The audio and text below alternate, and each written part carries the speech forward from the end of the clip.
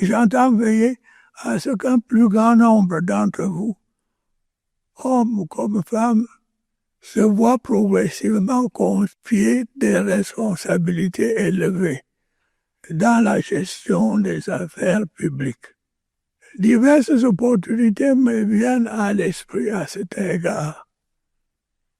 Le renouvellement en préparation des dirigeants des sociétés d'État. En s'adressant aux jeunes le 10 février 2026, le président Paul Biya a présenté le cap des nominations à venir outre les membres du gouvernement, des changements fortement attendus depuis la présidentielle du 12 octobre 2025.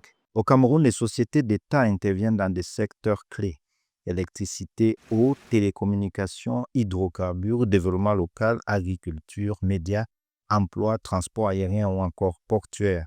Cependant, leur performance est régulièrement remise en question du fait de déficits chroniques, de mauvaises prestations de services publics et de difficultés de gouvernance souvent attribuées à la longévité de certains dirigeants en poste. Nous avons une longévité qui est une longévité assez impressionnante. Nous avons des records qui sont des records impressionnants. Nous avons des gens qui ont fait 36 ans, 40 ans. Je pense que le record que nous avons, c'est le directeur adjoint de la CEMRI qui entre à sa 44e année au poste de directeur général.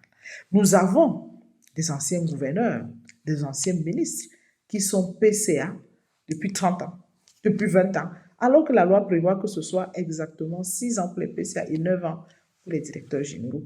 Les mandats des administrateurs et directeurs généraux des sociétés d'État sont encadrés par les lois du 12 juillet 2017 sur le statut général des entreprises et des établissements publics au Cameroun et les décrets d'application des dites lois signés en 2019. Dans une étude prospective à l'horizon 2026 produite en 2024, la professeure Viviane Ondoa Biwole, spécialiste de management public et de gouvernance, relevait des dysfonctionnements avec des directeurs généraux cumulant des fonctions avec celles de DG, des structures avec des postes de président de conseil d'administration vacants, des dirigeants illégaux dans au moins 46 entreprises sur 53 étudiées.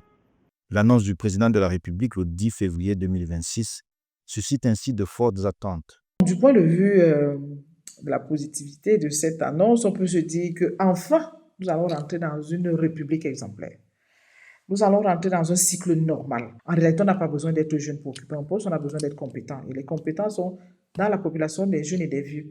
Moi, je pense que si le cycle se fait normalement, on va trouver tout le monde a sa place dans cet environnement. Le Cameroun compte 35 entreprises publiques et 75 établissements publics.